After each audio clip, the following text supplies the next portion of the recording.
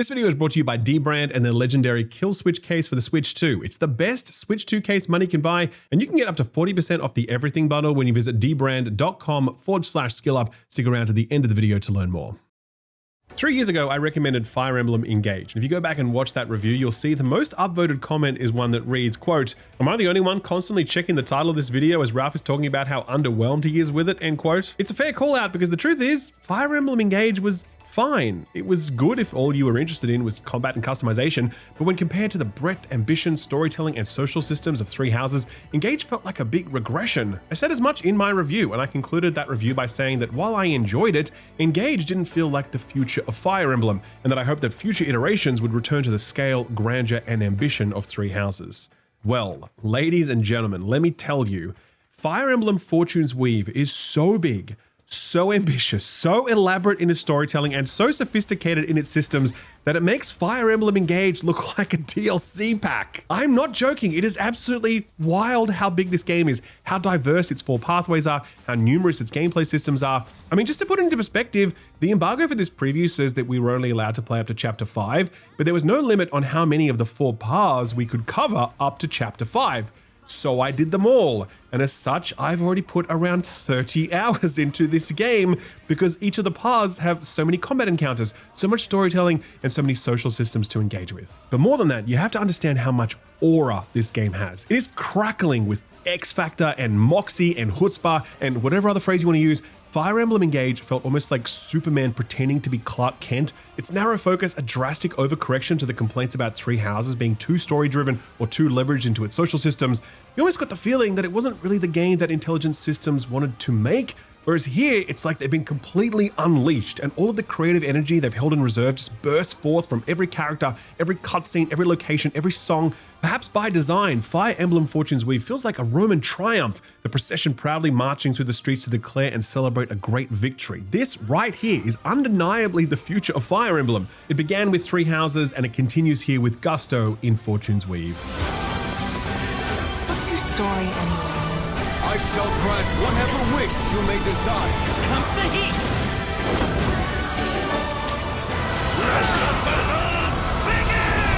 Okay, so first things first, really need to explain what this package actually is, because if you haven't played a Fire Emblem game before, Three Houses in particular, you're probably not really sure what you're looking at here. And I'll tell you right off the jump, this is a very uniquely structured game, and I'm actually really excited to talk about why, because it's fascinating and you're gonna love it. Fire Emblem games have often employed the idea of branching pathways or routes, where you at some point have to commit to a character or a faction, and the rest of the game plays out with unique events attached to that choice. And the only way you could experience all the routes was to replay the game and make different decisions and then commit to another playthrough along your new route. For example, Fire Emblem Three Houses had 4 routes for a total of around 120 hours of gameplay. Now that naturally makes Three Houses a massive time investment if you want to see everything, and for some, that time commitment is just too much, and fair enough. But there's also the sort of lock-in problem. Some people like certain routes more than others, and you'd maybe sink 15 or 20 hours into a specific route and you just weren't really feeling it, or you were simply curious about what was going on elsewhere in the story. Bad luck, you were stuck with the route you had chosen until completion, and so structurally,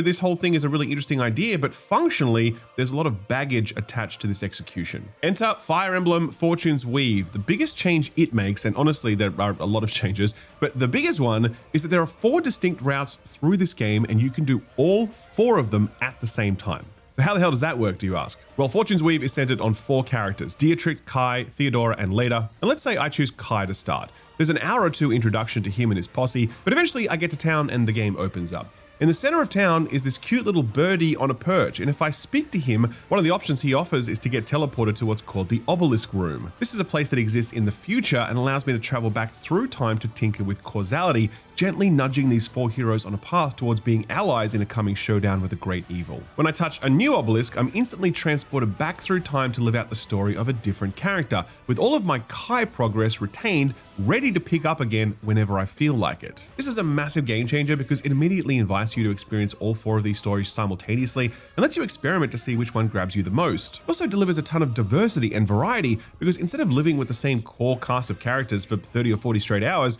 you can swap your entire cast on a whim, and it results in real gameplay diversity too, because the differences between these routes are significant, far more than I was expecting even at this very early stage of the game. So it's a brilliant pitch, but here's my absolute favorite part of it. The framing of Fortune's Weave is that it's centered on the heroic games, where people come from across the land to do battle in a sort of gladiatorial tournament that spans months. Each of these characters arrive at the city at different times, and they fight with and against each other at different times.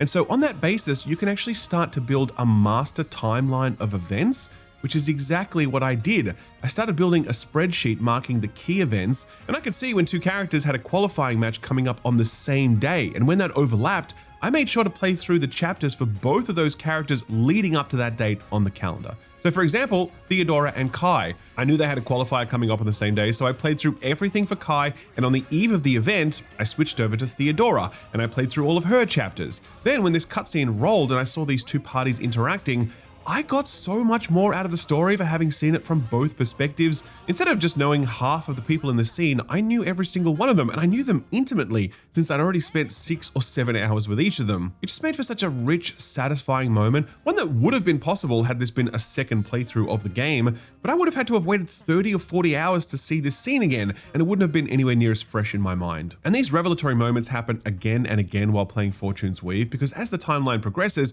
more events transpire, more characters are introduced, and more heroic game showdowns occur. The story sprawls, but in your own mind, you weave a single tapestry of fate.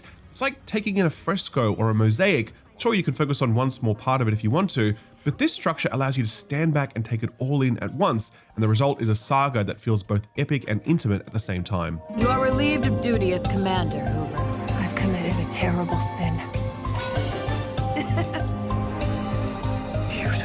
My main concern when I first encountered this concurrent structure was, am I going to get exhausted by this? Because if these routes all played essentially the same and just offered different story beats and cutscenes, then that'd be a real bummer, and I think it would make for a fairly boring and repetitive playthrough.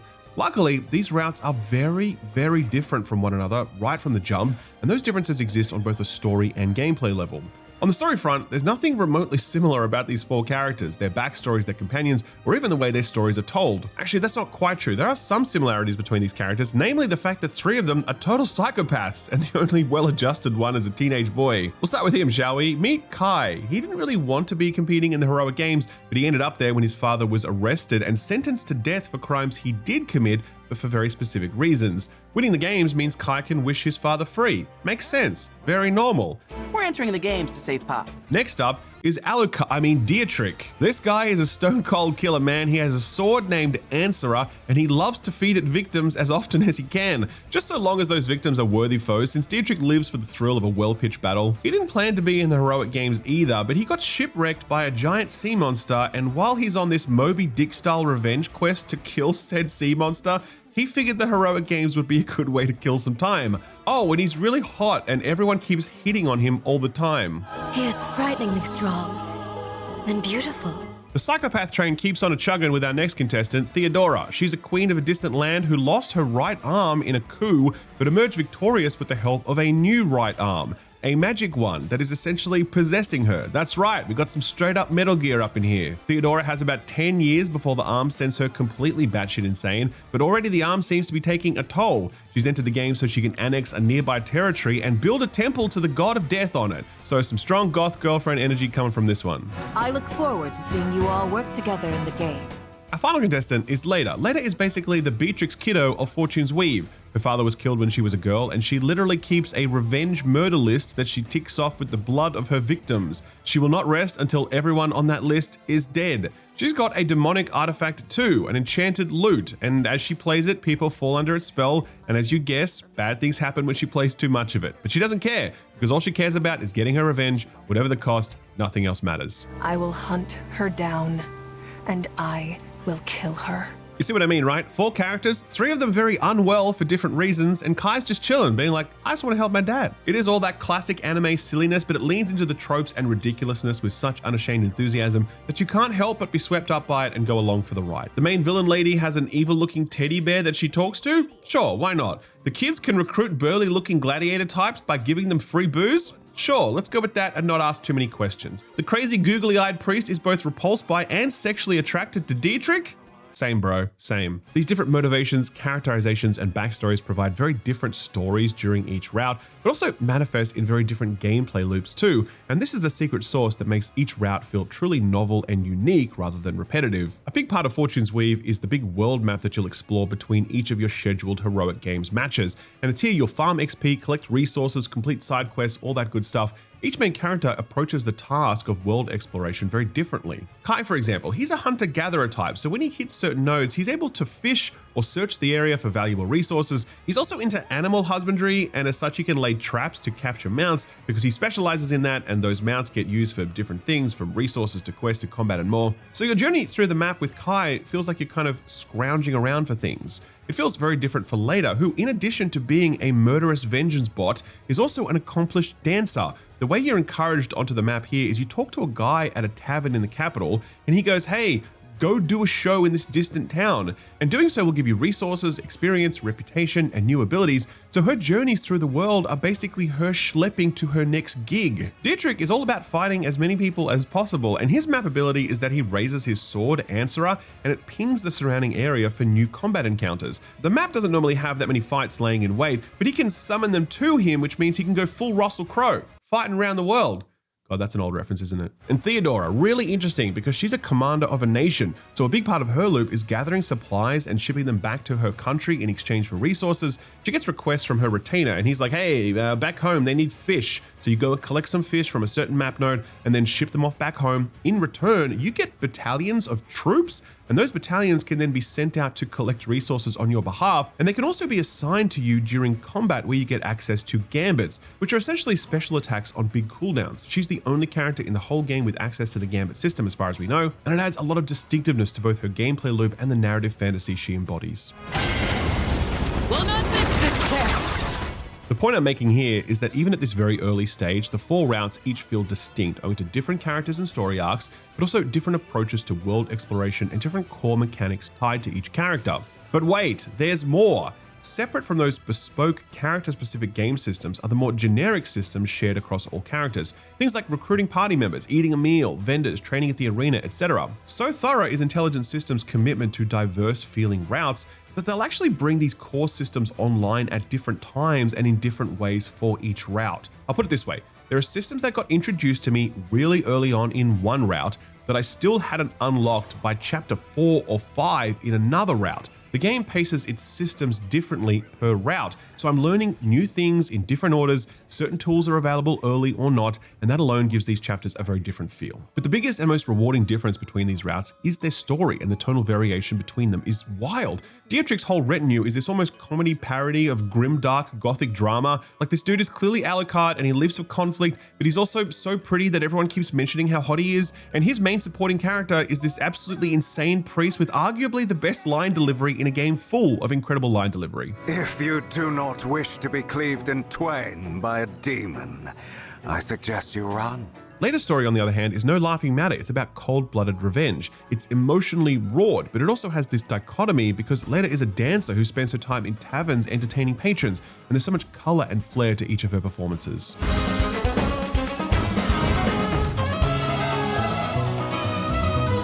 Theodora's route is basically all cutscenes for the first 4 hours because she has such an involved backstory, and it's about a coup and a magic arm and a journey across the seas and her dreams for the nation she leads. It's more complex, it's more political, so it takes more time to explain. There will be a reckoning in the military as a result of today's events. I will require supporters. Meanwhile, Kai's story is all about familial drama, flanked by his 2 best friends with his father in jail. It's a very narrow, intimate, and affecting storyline that really sees you rooting for this kid. Just call me when you need me. Don't take too long. And don't make trouble for Gabriel, okay? So you've got these 4 routes, each with unique approaches to exploration, each with unique gameplay mechanics, each with their own unique storytelling full of unique characters, and you can move between all 4 of them on a whim, and when you do so, you aren't met with a feeling of familiarity or boredom. You don't think to yourself, okay, time to grind out this bit again so I can get to the next unique cutscene. No, you think to yourself, I wonder what this route has in store for me as I journey to the next major milestone. And the fact that you ask that question when you touch those obelisks, that really is the acid test for a structure as ambitious as this, and Fortune's Weave is passing that test with flying colors. This too may be of use. Fire Emblem Engage really stepped back from the social sim gameplay that defined Three Houses. Three Houses was, after all, basically Persona meets Fire Emblem, and some people just didn't like that. They felt all that social stuff was too onerous, too repetitive, too time-consuming, and they wanted more of a focus on core combat. Fair enough, since that stuff's not for everyone. Given how I've spoken about Fortune's Weave to this point, you might be assuming that this is just Three Houses 2 with the same ratio of social sim content in there, but I don't think that's true. Instead, I'd argue that Intelligent Systems have sought to strike a balance here that responds to criticism of that social sim content without throwing the baby out with the bathwater like Engage did. The balance kind of lands like this. About 33% of Fortune's Weave is your traditional combat encounters, about 33% is open world exploration, which I spoke about earlier, and about 33% is this social sim stuff like having meals with your buddies and praying at temples every week for buffs. The remaining 1% is flirting with your bird buddy. The social sim stuff all happens at the capital. The way it works is you've got a deadline for your next match and you've got time to kill before it. And there's a lot you can do. This is a place where the gods live among you and you can visit their temples, speak to them directly, perform services for them, build standing, and draw on their blessings over time. You could train in the arena for lots of experience. You can spectate arena matches, which gives you a whole party experience for having seen these fighters' prowess. There are side quests here and there, go find my lost girlfriend, that sort of thing. Very quick and easy. But the biggest focus of your time is building social relationships and recruiting. Your party starts very small, but littered around the city are people you can recruit. There are two requirements: renown, which is how well known you are, and relationship status, which is how much that individual person likes you. Give people gifts and invite them to dine with you, and they'll be more inclined to join your party. And as your support level grows, new conversations open up, adding new dimensions to these relationships while also providing combat synergies too. Crucially, Fortune's Weave balances the time commitment to these activities so they never feel too demanding or onerous. The best way to think about it is your calendar resets weekly. You might have a couple of months between your matches, but you're working on a weekly loop, and that's when your training schedule and meal schedule resets. You can knock over a week's worth of social sim gameplay in just a few minutes, and then you head out into the open world to explore and fight. Speaking of fighting, there's some big surprises here too. Believe it or not, there are actually two combat models in Fire Emblem Fortune's Weave. The first is a turn-based JRPG combat model, the kind you get when you're exploring dungeons. You go into a dungeon, walk around a bit, and there are enemies patrolling the space. You walk up to them and attack them to start the encounter, and after a brief transition, you and your party are standing there squared off against the enemy party. From there, you take turns utilizing various attacks and linked abilities. It's very, very simple, and to be honest, after doing a few of these, I actually enabled the auto battler mode, and the game would just do these encounters for me. Now, that might seem like damning criticism, but I think it's important to contextualize what these combat encounters are.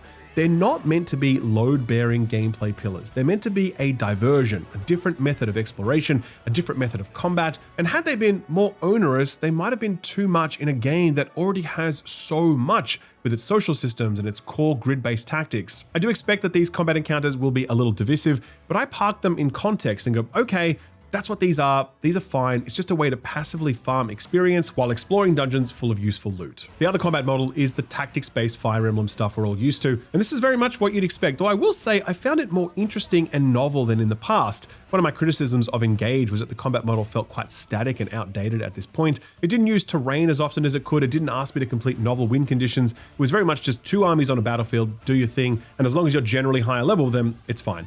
I think a lot of that is still true, but I can definitely see some more effort here. There are more physical obstacles forcing me to navigate terrain actively. And I've already hit a number of really interesting encounter designs. One in particular asked me to light more braziers than my opponent inside of 10 turns, and this made for a very different win condition, one that asked me to do more than just kill everyone in sight.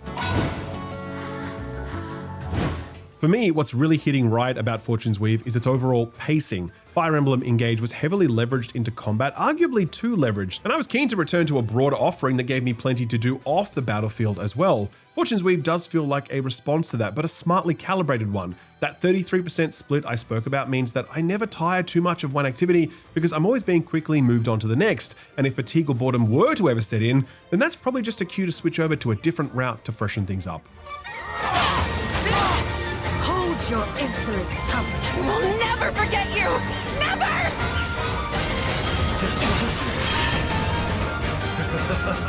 So this preview has been a big laundry list of stuff: structure, characters, game systems, etc. But the thing I haven't really spoken about much is Fortune Weave's defining aspect, its aura.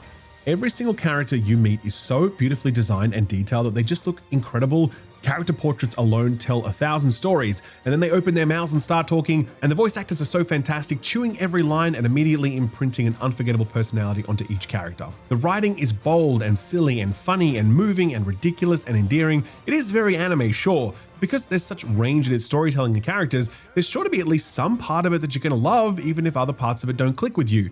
Visually, the presentation in cutscenes is a cut above. I think Engage did a really great job on presentation, but this is a whole other level here, man. Some of these cutscenes are just so unbelievably good to watch, and there's so many of them, like a really regular clip of gripping, engaging storytelling with characters you're so invested in because they're so well written and so well performed. And the music, man, the music is just so excellent. But also just like the very idea of this thing, a tournament that brings together the world's best, and you play 4 different people all competing in it at the same time, and they cross paths and you get to see those flashpoints and then rewind the clock to play the backstory that led up to that flashpoint for each of the other characters and really understand why they said what they said or did what they did. It's an incredibly cool concept, and it works, and it sparks your imagination, and it opens up so much potential from a narrative, gameplay, and structure perspective, and all of it is being realized here, every last bit. To me, it feels like Intelligent Systems have left absolutely nothing on the table here, and I really do think that this is going to be massive. I think people are going to play this and go, wait, what the hell? I don't think anyone is ready for just how big and how interesting and how cool this is, and how much creative energy is just exploding out of it. I already really love it, I truly do. And look, I'm not exactly the target market for this shit, but like, it's just won me over, and I'm already 30 hours deep during a preview, and that never happens, trust me. I mean, I'm basically still just in the prologue of the game. You know, I feel like Millhouse playing Bone Storm. Another dated reference and probably a good time to finish the video. Fire Emblem Fortune's Weave is arriving on September 7th, exclusive to the Switch 2. And if you are a Switch 2 enjoyer, then I think you also might enjoy a kill switch case from this video's sponsor, dbrand. Personally, I really love my dbrand kill switch case. I literally haven't taken it off since I got it, and while I have certainly checked out other cases, nothing has come close to the quality, functionality, or durability. I mean, this thing not only protects your Switch with a durable travel cover that provides over 100 pounds of crush-proof protection while in transit, and not only is there an option for a game card storage solution that slots into that protective cover, but it also adds ergonomic grips to the Switch too, taking it from being a device that gives me literal hand cramps to one that I love picking up because it's just so comfortable to hold for prolonged play sessions. The back of the kill switch is made from a really sturdy material that will protect from scratches, and it even comes with a cover made specifically for the kickstand so that won't get scratched either. The kill switch travel and ultra packages also come with stick grips, which are a significant glow up, providing much more tactile texture and height, and the optional screen protector comes with an idiot-proof installation tool that not even I could mess up. More recently, dbrand have significantly expanded their range of Switch 2 skins. Why buy new controller colors when a skin does the same job at a fraction of the cost? My personal favorite is the Sketch 2D range. I love it so much that I even got one for my Steam Deck. Aren't they a handsome pair? But here's the best part. Every single kill switch case comes with a dock adapter that lets you dock your Switch 2 while it's still in its case. And in fact, this adapter makes the Switch 2 look even better because it becomes this sort of display item. I really love it. If this interests you, then I've got good news for you. dbrand are fans of the channel, and as such, they've given us a special discount. Visit dbrand.com/skillup, and you'll see every kill switch case comes with that docking adapter and your choice of skin. And if you want to grab some extras like the travel cover with game card holder or the thumbsticks, then you can get up to 40% off depending on which bundle you choose. Those discounts are only available if you click the link though, dbrand.com/skillup. You'll find that below in the description and in the pinned comment. A big thanks to dbrand for sponsoring the video, and thank you for watching it.